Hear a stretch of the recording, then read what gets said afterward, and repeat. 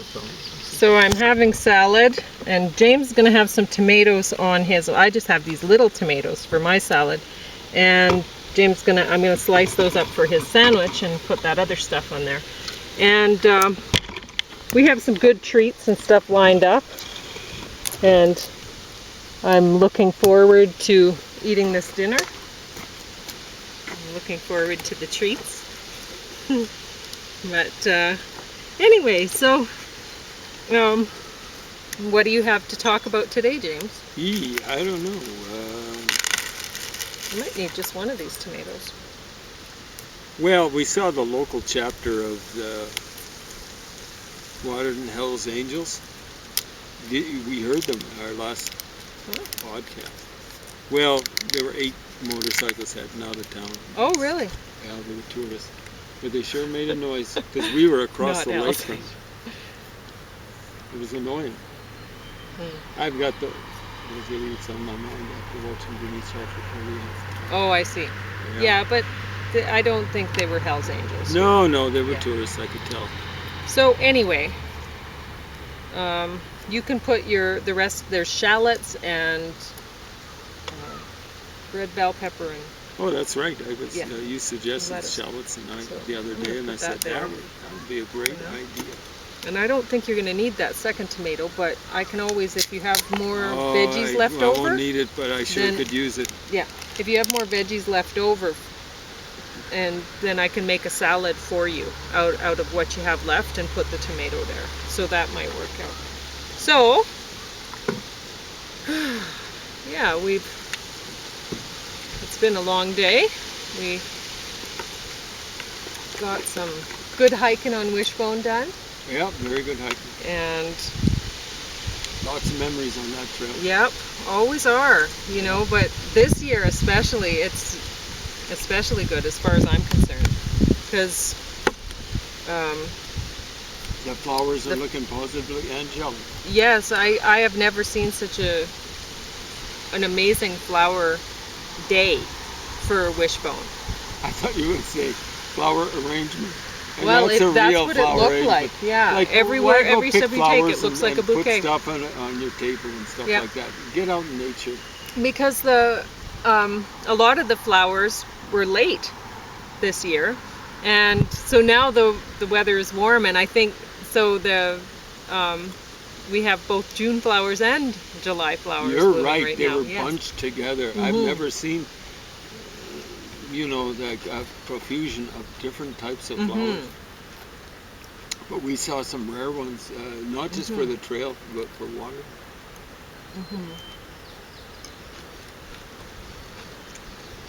And I didn't expect to. I had no clue it'd be that way. I thought we'd missed most of the ones I wanted to see. And I was feeling kind of dopey. I forgot to scrape my feet off with the brushes. All that sort of stuff. And then all of a sudden,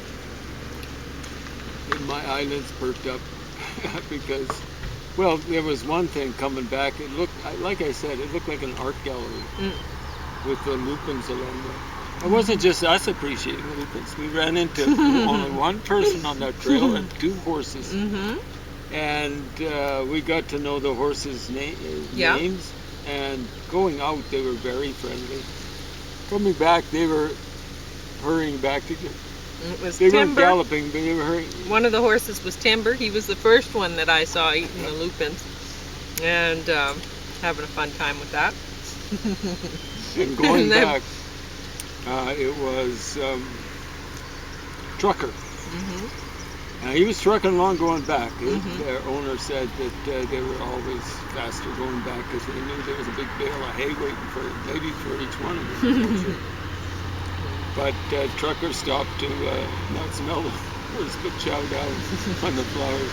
Yeah. So he had a big bouquet of lupin in his mouth as they slowed down a little bit. So he wanted to chat with me about it. It was just fantastic. Yeah, I wouldn't have thought a horse would eat lupins.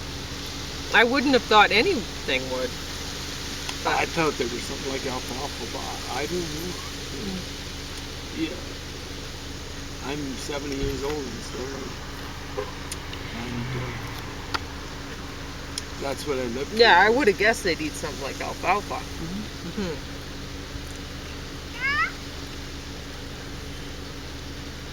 But I thought lupins were something like a fodder. I don't know. The first time I heard about them was Monty Python. Yeah, but Trucker was the friendliest horse I've ever met. He was a friendly. Such he a was sweet a friendly. Well, I'll say Trucker. He was a friend.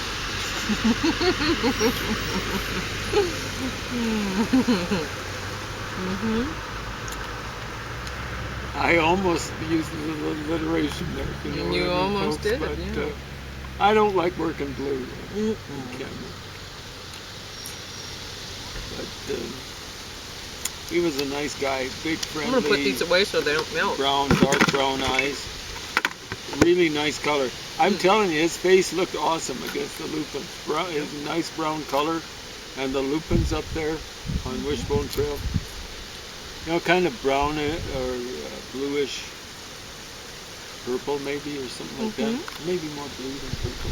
But looked very, very attractive against his very friendly face. Yeah. But Timber was a good horse too. Good owner though. I'm not going to mention his name, but he's a good guy. But he's a good guy. I liked him a lot.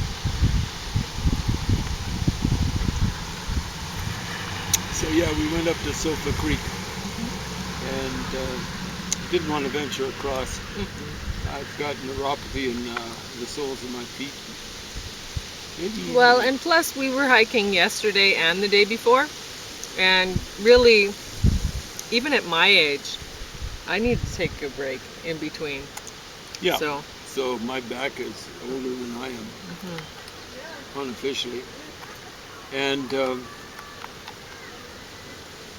actually, the previous 3 days, I've done 2 walks each day. And I don't know how long our walks were, maybe 45 minutes. Well, we did one river bottom.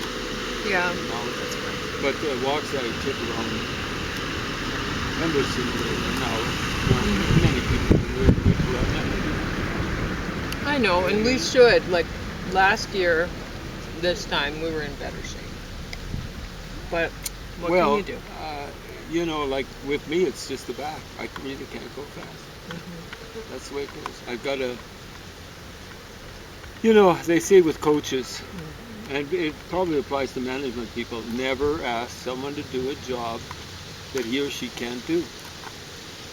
And I have to apply that precept to my back. Yeah. I can't ask my back to do something it can't do. Particularly if I want to keep on doing stuff on days in between hikes.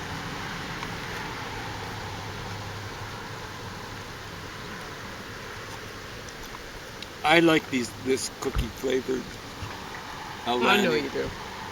It's the cookie taste. It's not the.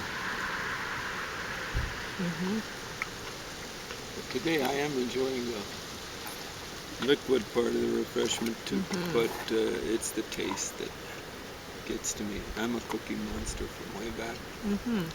The cool thing is, you know, if cookies are round, I will leave them alone. Unless they're right in front of my snoot, and then they're gone. You know, I can't Yeah, I handle put the temptation. cookies way over at this side. Yeah. The other thing is I don't get cravings for cookies. That's amazing. I don't know if I get cravings for anything. Lucky you. Yeah, I know.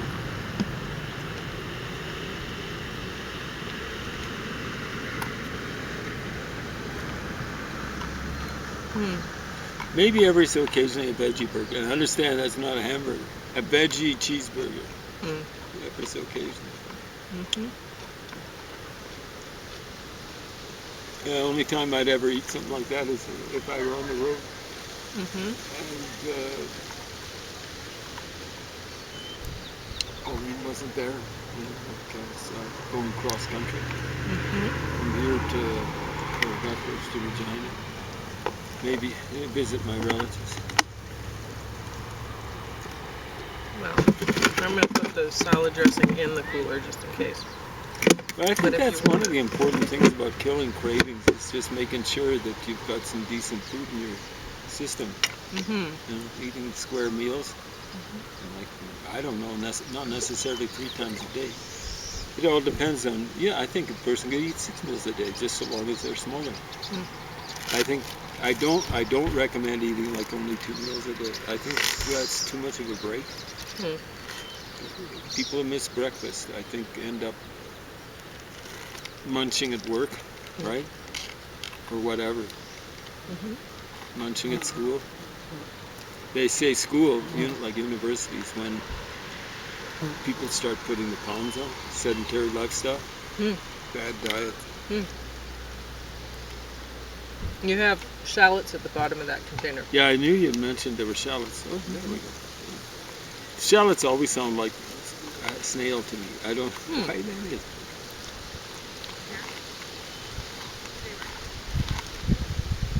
I think I've eaten snails once in my life. Not a pleasant experience. Escargot. Yeah, I ate them when I was a teenager. I ate all sorts of things when I was a teenager. I know. It's different. I tried all sorts of things.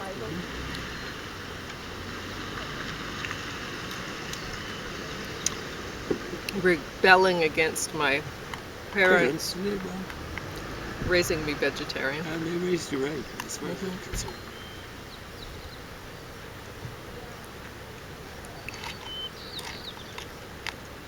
Well, thank you. Well, my parents raised me right, but they weren't vegetarians.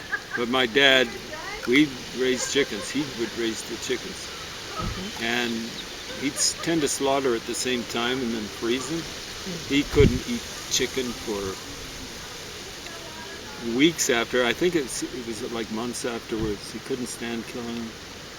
I don't blame him. Chickens are.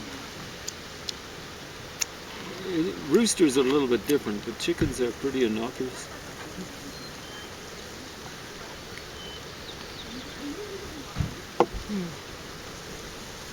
And roosters are just doing what they have to. They're there to protect chickens and chicks and stuff like that.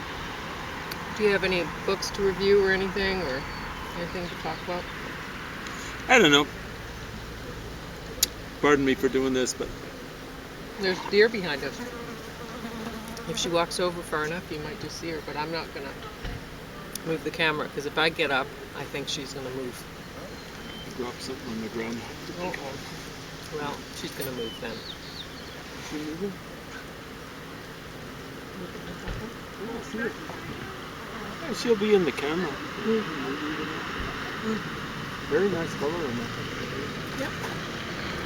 Very long tail. Wow. Wags it like a dog. Did you want to put the salad away for later? Okay. Put this in here. Remind me to pick up that salad.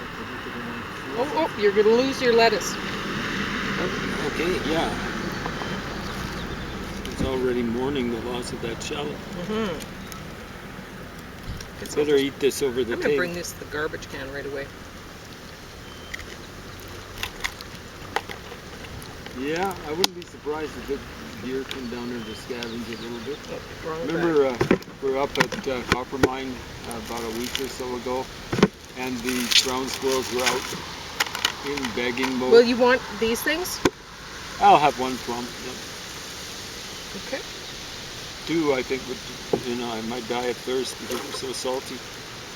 All right, so you're going to talk to the camera about something? I think I'm going to stuff my face. Oh, okay. So that's it for us. Yeah, it is. Tune in next time, folks.